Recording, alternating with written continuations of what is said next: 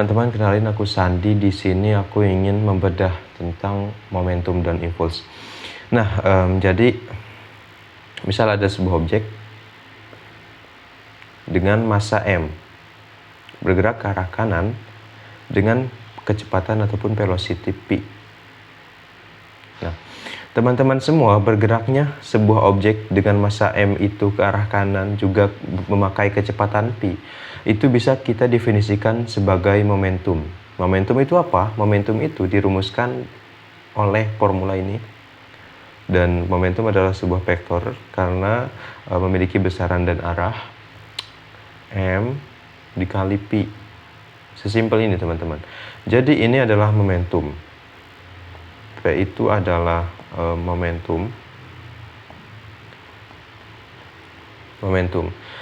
Nah, untuk dimensinya momentum ini bisa, karena massa itu kan kilogram, dimensi SI satuan internasional. Kilogram juga kecepatan itu meter per second ya. Kilogram meter S-1. Atau juga bisa kita definisikan sebagai Newton, satuan Newton. Newton S seperti itu. Nah, ini untuk dimensinya, dimensi dari momentum sendiri. Nah, saya ingin mencoba menghubungkan rumus momentum ini dengan hukum kedua Newton. Hukum kedua Newton itu apa? Untuk partikel tunggal. Kenapa di sini saya tulis partikel tunggal? Karena berhubungan dengan momentum. Untuk partikel tunggal itu kita tahu bahwa hukum kedua Newton itu F sama dengan massa dikali percepatan. Nah, saya ingin mencoba menghubungkan rumus ini dengan rumus momentum, teman-teman. Rumus yang barusan saya tulis, yaitu momentum ini. Bagaimana caranya? Caranya adalah saya ingin mencoba menurunkan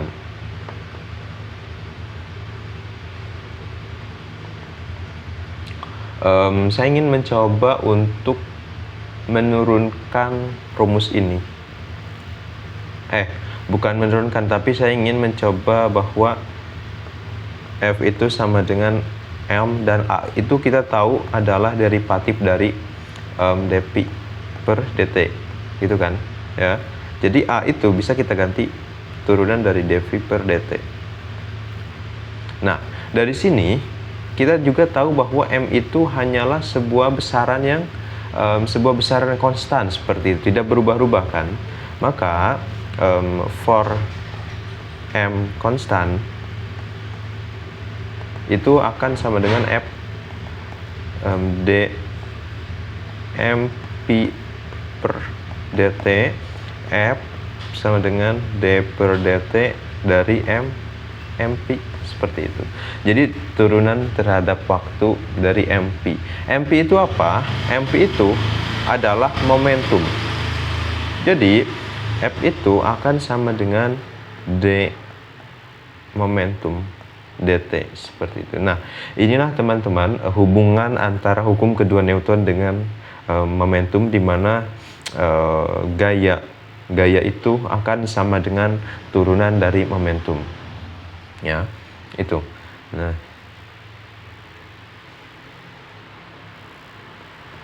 Newton 2 and laws.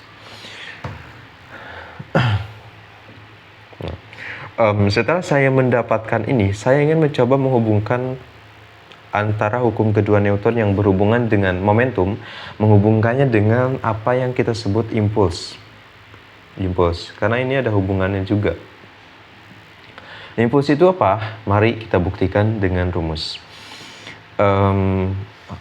Ini persamaan hukum kedua Newton itu kan barusan seperti ini, dpi per dt. Saya ingin mencoba untuk mengintegralkannya terhadap waktu. Integral dari f dt, integral dari dp dt dt. Nah, akan sama dengan coret-coret, maka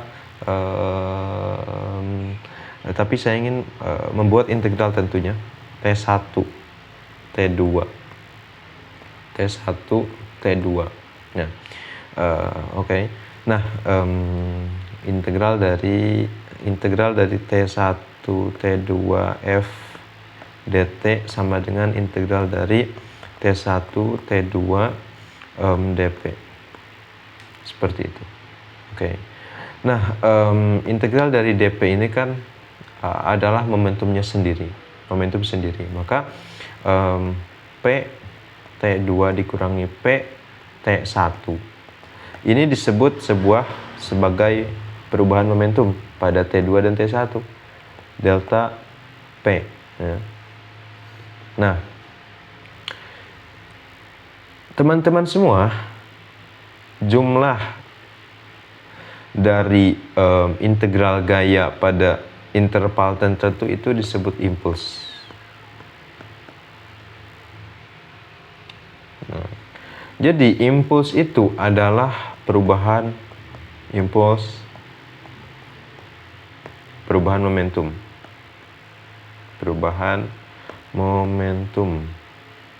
Momentum seperti itu. Oke. Maka saya ingin mencoba menggambar grafiknya. Grafiknya itu apa, gimana? Gini. Grafik seperti ini. Nah, udah. Ke atas itu F gaya, di sini T. Misal di sini delta T. Saya punya grafik dari F terhadap T.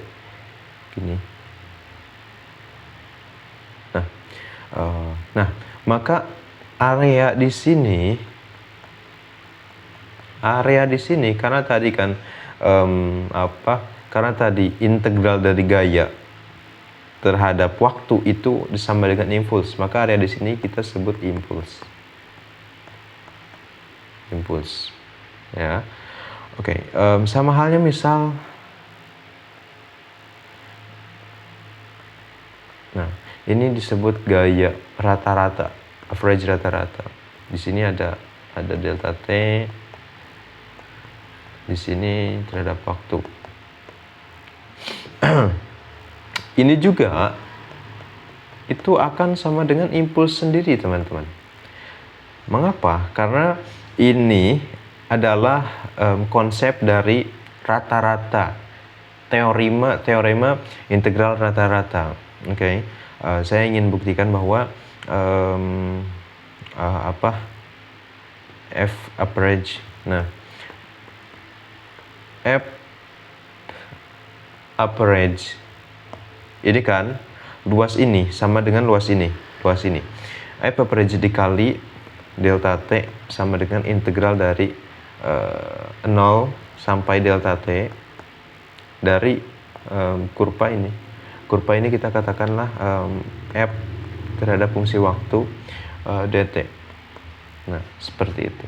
Karena apa? Karena konsepnya area ini sama dengan area ini. Nah, area ini itu kan F rata-rata dikali delta T, dan area ini adalah integral dari fungsi gaya terhadap waktu. Seperti itu. Nah, ini batas bawahnya 0, batas bawahnya 0, batas atasnya delta T.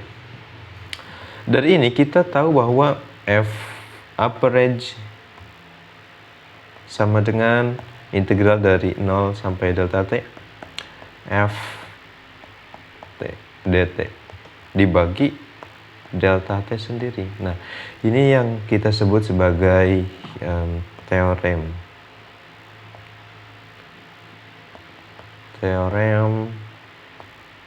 min integral seperti itu. Nah, jadi kita semua sudah membuktikan bahwa impuls momentum itu adalah massa dikali kecepatan, dan dari massa dikali kecepatan kita akan menghubungkan dengan apa yang kita sebut sebagai apa yang kita sebut sebagai ini, ya, apa yang kita sebut sebagai ini, sebagai hukum kedua Newton. Dari hukum kedua Newton kita mencoba menurunkan percepatan, bukan menurunkan tapi mendefinisikan percepatan sebagai turun dari kecepatan, dapatlah impuls Dan dari ini kita dapat dapatlah momentum seperti itu. Dapatlah hukum kedua Newton yang berhubungan dengan momentum. Dan dari ini kita dapat mendapatkan impuls, di mana kan impuls itu integral dari ini. Sini kan. Nah, seperti ini. Ini juga ini grafiknya, dan ini yang membuktikan bahwa grafik ini benar-benar sama dengan ini.